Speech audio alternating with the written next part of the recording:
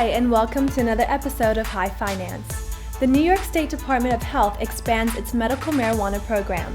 This expansion will improve patient access, authorize nurse practitioners to certify patients for the program, permit home delivery services, institute a free waiver for patients with limited funds, and update the state's data management system. The department is also considering adding chronic intractable pain to the list of qualifying conditions. According to the Commissioner of Health for New York, Howard Zucker, the state's MMJ program has rapidly progressed, certifying more than 7,000 patients and registering more than 675 physicians in the first 7 months. He states, "We are constantly evaluating the program to make it more effective for patients and practitioners and believe that the implementation of these recommendations will do just that." According to the Cannabis, one of 2 potential citywide initiatives aimed to allowing social use for marijuana failed to make its presence in this upcoming ballot.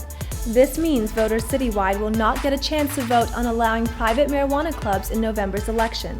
The Denver NORML chapter turned in more than 7,500 signatures, but only 2,987 were verified eligible.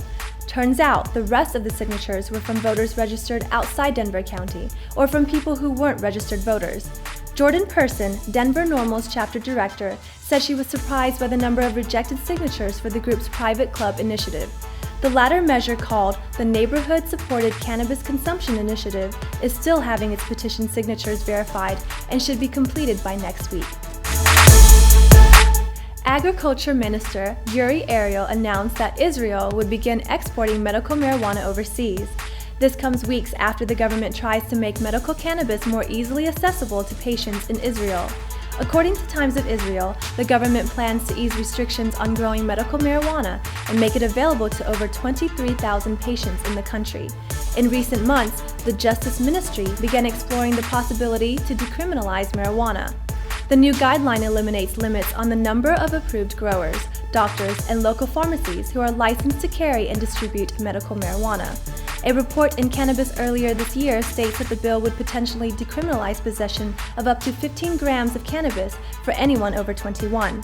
Those caught in their home with a personal amount would pay a fine of only $78, while those caught in public would be fined $390. This concludes another episode. Today's news was brought to you by Marijuanomics. Check out highfinancereport.com for the latest updates on cannabis business.